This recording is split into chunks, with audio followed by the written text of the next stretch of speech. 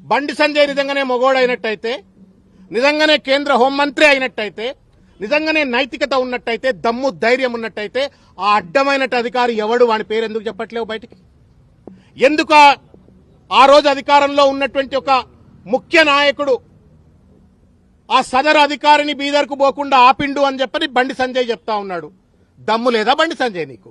చెప్పు, అధికారి పేరు చెప్పు. ఆ రోజు ఉన్నటువంటి ఒక ముఖ్య నాయకుడు ఎవడో వాడి పేరు చెప్పు. వాడి పేరు చెప్పవు, వీడి పేరు చెప్పవు. అడ్డమైనటువంటి ఒక వెధవ లెక్క నువ్వు ఇష్టం వచ్చినట్లు ఇవాళ కేసీఆర్ గారి పైన నిరాధారమైన ఆరోపణలు చేస్తే న్యాయమా బండి సంజయ్ అని చెప్పని ఇవాళ నేను ప్రశ్నిస్తా ఉన్నాను.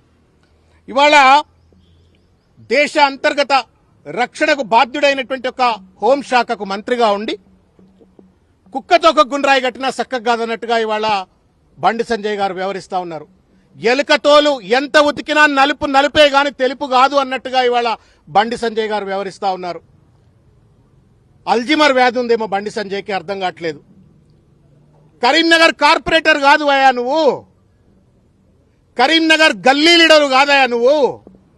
ఢిల్లీలో పార్లమెంటు సభ్యుడివి, ఢిల్లీలో కేంద్ర మంత్రివి. కరీంనగర్ కార్పొరేటర్ కాదు బండి సంజయ్, నువ్వు కరీంనగర్ ఎంపీవి. ఈ సోయి మరిచి ఇవాళ ఇష్టం వచ్చినట్టు మాట్లాడుతూ ఉండు. నేను ఇంత పరుషంగా మాట్లాడను, కానీ మాట్లాడవలసిన అవసరం ఏర్పడతా ఉంది.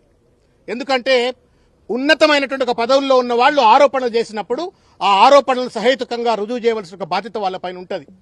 వెనకటికి ఒక ఎర్రోనికి మల్లెపూ ఇస్తే ఎక్కడో పెట్టుకొని వాసన చూసినట్టుగా ఇవాళ అంత పెద్ద కేంద్ర మంత్రి పదవిని నరేంద్ర మోడీ కట్టబెట్టి, భారతీయ జనతా పార్టీ కట్టబెడితే ఆ పదవిలో కూర్చొని వాడెవడో అడ్డమైనోడు ఏదో చెప్తే ఇంకెవడో అడ్డమైనోడు ఇంకేమో చెప్పిండు అని చెప్పని అడ్డమైన భాషలో అడ్డదిడ్డంగా బండి సంజయ్ మాట్లాడుతూ ఉంటే నవ్వాలనా ఏడవాలనా సిగ్గుపడాలనా అర్థం కావట్లా.